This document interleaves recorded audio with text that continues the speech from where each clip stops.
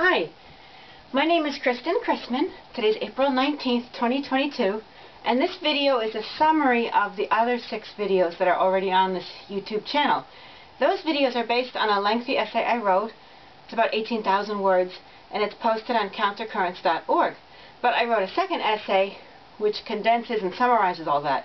That essay is under 2,000 words, and that's on transcend.org. And in this video, I'll be reading from the smaller essay, and therefore summarizing the other 6 videos. As I mentioned in my first video, I've been studying peace, foreign policy, U.S. foreign policy, and the roots of violence since 9/11. When 9/11 happened, I was, of course, frightened by 9/11 and upset, but I was really enraged by the U.S. foreign policy response and the media response. And the same with now. With the Russian invasion of Ukraine, yes, the violence is upsetting, but I'm upset with the U.S. foreign policy response and also with the failures of U.S. foreign policy prior to the invasion, because there were several obvious steps the U.S. government could have done to prevent this. And it's not that other nations never make mistakes, but my focus is on U.S. foreign policy. What can the U.S. government do to respond better, to prevent things, so that's my focus. Now, my educational background is in Russian language from Dartmouth College, as well as Slavic languages from Brown University and public administration from SUNY Albany. And I'll be reading from this essay on transcend.org. I'm omitting one sentence because in my fatigue I didn't realize that I practically repeated it word for word in the essay. But the focus here is called Russia, Ukraine, and the USA Trapped in a Cultural Script. This script is of great concern to me. It's a dangerous script that is being promoted in the media and by our policymakers. We're expected to believe that it's a case of the innocent Ukraine versus the evil Russia. So an innocent victim versus an evil persecutor with heroic rescuers, the US and other countries coming to the aid. It's a good versus evil script. And it's inaccurate because good and bad are on both sides of this conflict. Positive and negative motivations are on both sides. And it's dangerous, that the biggest danger is that those who believe they're good and on the side of morality become blinded. They often become blinded to the immorality of their own actions, their own punitive actions against the evil one, who they later find out isn't so evil after all. So here is a summary of the larger essay. Compassion for Ukrainians victimized by Russia's violence demonstrates that human hearts care. However, beneath the visible current of compassion, there's an alarming, dangerous dynamic at play. What's hair-raising about this crisis is not only the violence, but the fact that U.S. political leaders and media makers are not recognizing positive and negative motivations on both sides of conflict. Instead, they're deliberately creating an inaccurate good versus evil storyline. A storyline that ignites unwarranted, dangerous feelings of self-righteous hatred against Russia. The U.S. perpetually perceives its role in conflict as that of a heroic rescuer or innocent victim upholding humanity and freedom against evil persecutors. We always hear that. The U.S. is killing people abroad to uphold freedom, uphold democracy, defend civilization. However, 245 years of U.S. history reveal that this perception is fiction, a psychological construct. Psychological analysts Muriel James and Dorothy Jungwirth called the persecutor, victim, and rescuer scenario a cultural script. In truth, good and bad, truth and lies invariably exist on both sides of conflict.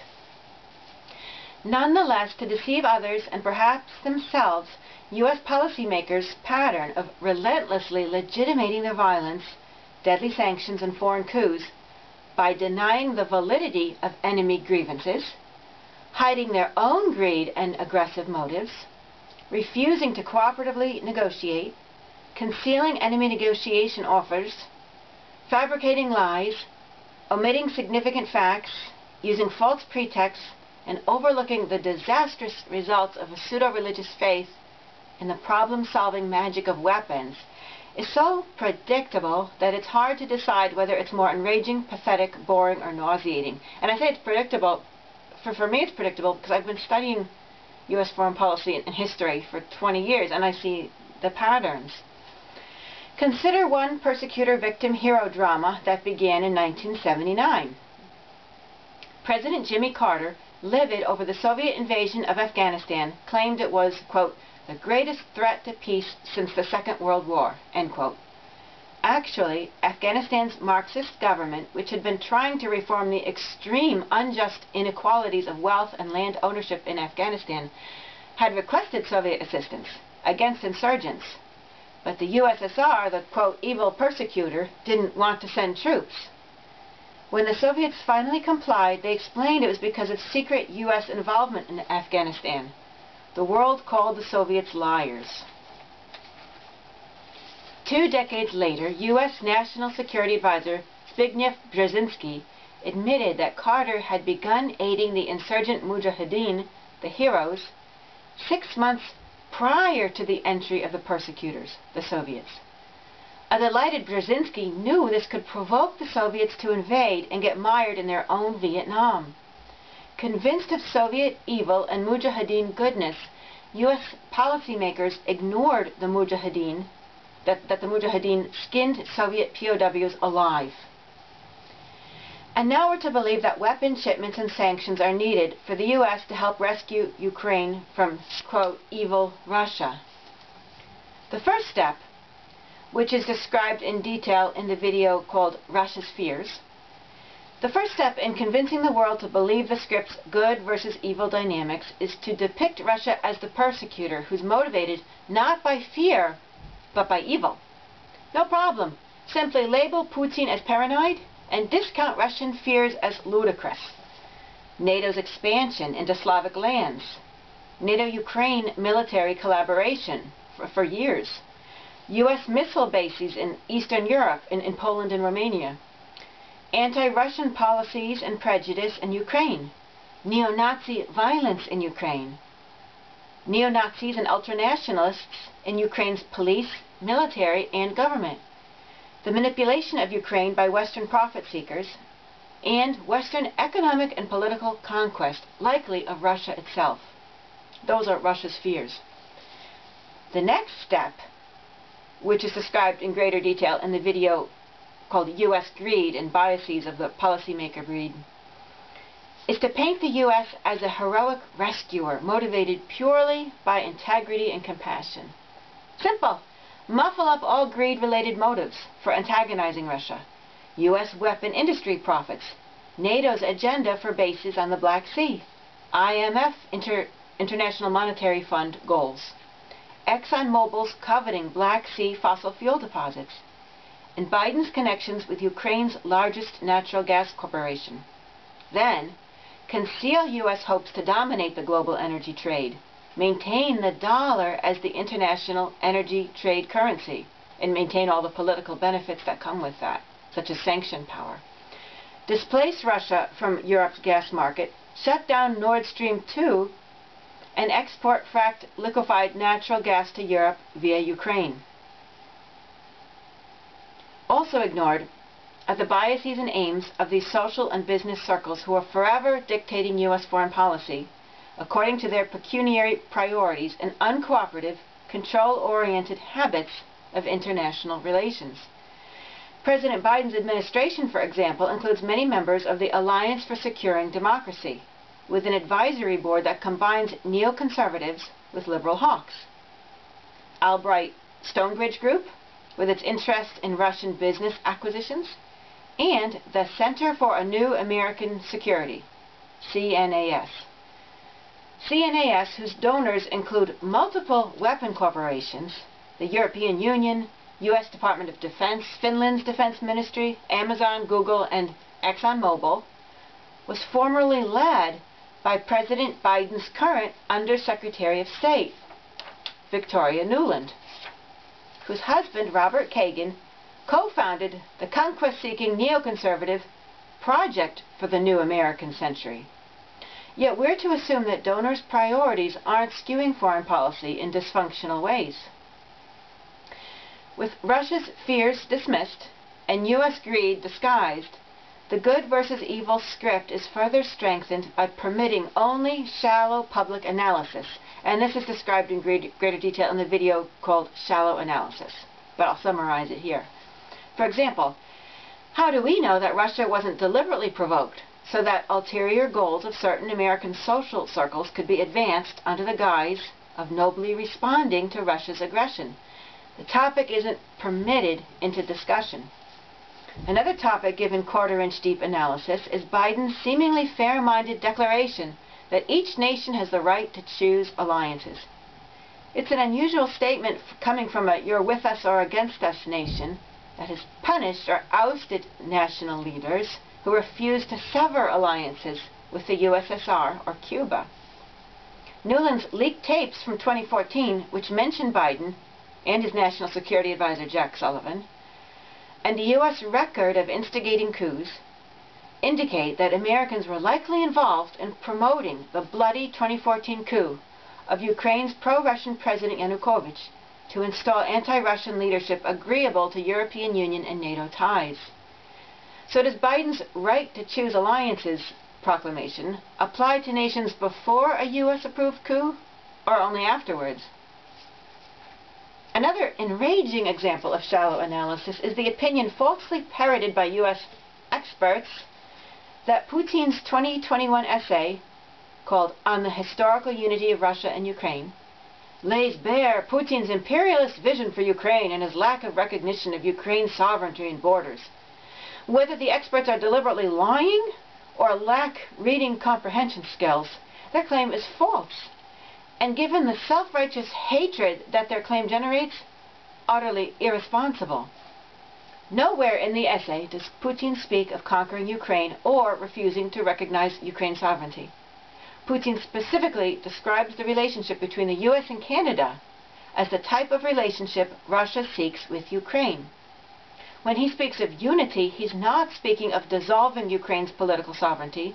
He's speaking of cultural and historical ties between the two nations. Putin's description of the Bolsheviks' creation of borders never suggests that he's doing away with them. Now, it's possible that he's implying that Donetsk, Lugansk, the self-proclaimed republics, and certainly Crimea, have large Russian populations and do not necessarily belong in Ukraine, especially if Ukraine's post-coup government is harboring neo-Nazism and installing language and indigenous people policies of a deliberate anti-Russian nature. Note that Ukraine and the U.S. are the only two nations in the UN to vote against the recent resolution to condemn the glorification of Nazism. Of course, U.S. policymakers are not uncomfortable with Nazism, and following World War II, employed 1,000 Nazis to spy on Russia. And it was U.S. banks and companies such as Ford, General Motors, and DuPont that opportunistically helped fund Hitler's war arsenal. So did Standard Oil and International Harvester. Even in 1973, the U.S. worked with pro-Nazi collaborators and U.S. corporate funds to plant protests, propaganda, economic sabotage, and violence that climaxed in the CIA's horrific 9/11/73 coup of Chile's Salvador Allende. It's not surprising that in 2014, Russian news sources claimed that U.S. private military contractors were training right-wing Ukrainian extremists. But Putin's fears about Nazism, they're dismissed as absurd, with the simple-minded claim that, oh, Ukraine's President Zelensky is Jewish. Of course the government doesn't harbor neo-Nazis. But that's the argument. It's ridiculous. In his essay, Putin clearly states his wish to negotiate with Ukraine, but not with Ukrainian leaders who are mere representatives of Western profiteers eager to use Ukraine's land and resources for their own benefit. But, of course, U.S. commentators either ignore the statement or, forgetting U.S. history, discount Putin's fear of Western profiteering as conspiracy theory. And I find that Putin, I don't see evidence that Putin's trying to create an empire. I think he's trying to prevent the growth of the American empire. Double standards also fortify the script, and these are explained in the video Double Standards and the Consequences of Belief in the Script. But I'll summarize some double standards here. Russia's invasions are motivated by belligerence, never legitimate fears. while U.S. invasions are motivated by legitimate fears, never belligerence. Same behavior, different judgment.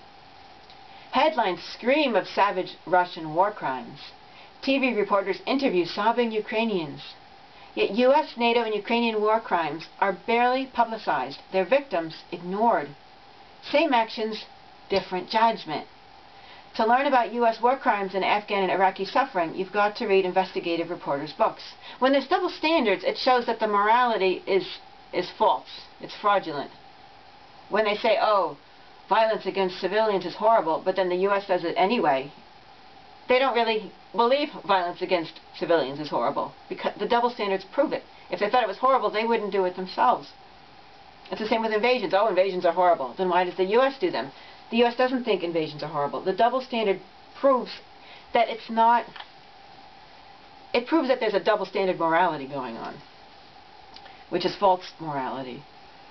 American groupthink, inflated by its self-righteous role in the script, as is the good guy, and seeming to borrow from middle school social dynamics, jeers and smears President Putin's every word as absurd and staged. But we're to trust Biden as honest, unstaged, unconcealing. No proof is needed, just faith in the script.